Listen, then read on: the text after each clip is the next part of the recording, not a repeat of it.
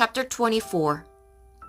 5 days later, the high priest Ananias went down to Caesarea with some of the elders and a lawyer named Tertullus, and they brought their charges against Paul before the governor.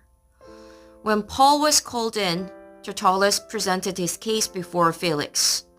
"We have enjoyed a long period of peace under you, and your foresight has brought about reforms in this nation.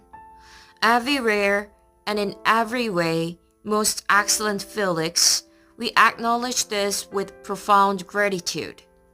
But in order not to weary you further, I would request that you be kind enough to hear us briefly. We have found this man to be a troublemaker, stirring up riots among the Jews all over the world. He is a ringleader of the Nazarene sect and even tried to desecrate the temple. So we seized him. By examining him yourself, you will be able to learn the truth about all these charges we are bringing against him." The other Jews joined in the accusation, asserting that these things were true.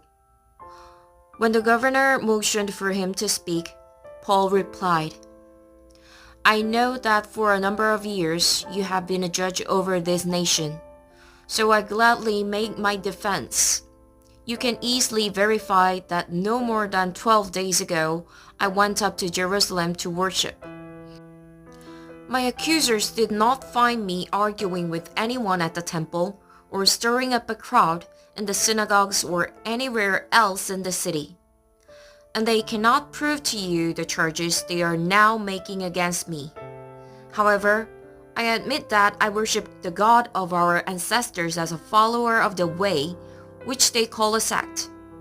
I believe everything that is in accordance with the law and that is written in the prophets.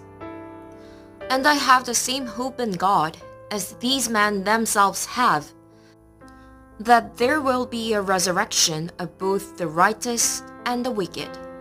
So I strive always to keep my conscience clear before God and man.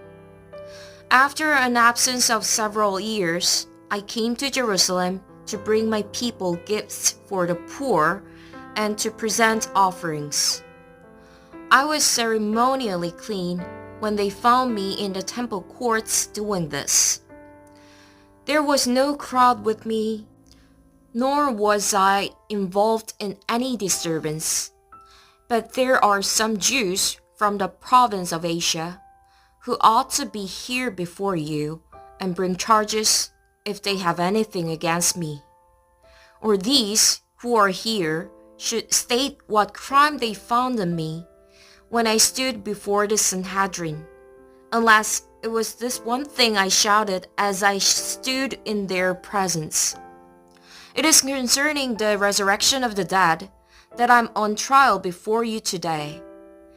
Then Felix, who was well acquainted with the way, adjourned the proceedings. "When Lysias the commander comes," he said, "I will decide your case." He ordered the centurion to keep Paul under guard, but to give him some freedom and permit his friends to take care of his needs. Several days later, Felix came with his wife, Drusilla, who was Jewish. He sent for Paul and listened to him as he spoke about faith in Christ Jesus. As Paul talked about righteousness, self-control, and the judgment to come, Felix was afraid and said, "That's enough for now. You may leave. When I find it convenient, I will send for you." At the same time, he was hoping that Paul would offer him a bribe, so he sent for him frequently and talked with him. When 2 years had passed, Felix was succeeded by Porcius Festus. But because Felix wanted to grant a favor to the Jews, he left Paul in prison.